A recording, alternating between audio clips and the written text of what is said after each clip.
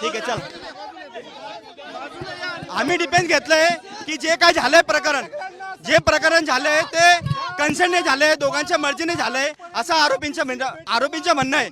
आणि 12 तारखेपर्यंत police custody मिळालेली आहे पोलिसांना. सरकारी वकिलांना म्हणणं होतं की जास्तीत जास्त पीसी देण्यात यावी, पण आम्ही ती पीसी भेटाळली. फक्त 12 मार्च पर्यंत पीसी मिळालेली आहे. ठीक आहे. आम्ही व्यक्तिवाद केलंय की जे झाले ते कन्सेंटने झाले, दोघांच्या मर्जीने झाले. आणि मुलगी स्वतःहून गाडीमध्ये गेली होती, त्यानंतर हा आरोपी गेला.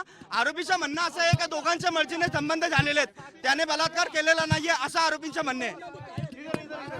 रिमांडमध्ये मागणी अशी आहे की त्याच्याकडे मोबाईल जप्त करायचे, त्याचे साथीदार अजून कोण आहेत आणि अजून त्याच्या कोणी सहकार्य केलेले आहे त्या कामासाठी.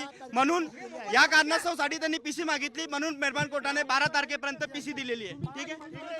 मी युक्तिवाद तेच केला की हे जे झालेलं आहे ते बाय कन्सेंट झालेलं आहे, दोघांच्या मर्जीने झालेलं आहे, म्हणून याला बलात्कार म्हणता येत नाही. सुप्रीम कोर्टाच्या गाईडलाईन सांगितल्यात. सुप्रीम कोर्टाच्या गाईडलाईन पण सांगतात की बाय कन्सेंट झालेला सेक्स जर झाला असेल, सहमतीने शारीरिक संबंध झाले असेल, ते रेपच्या श्रेणीमध्ये येत नाही. धन्यवाद. ॲडव्होकेट साजिद शाह माझे नाव.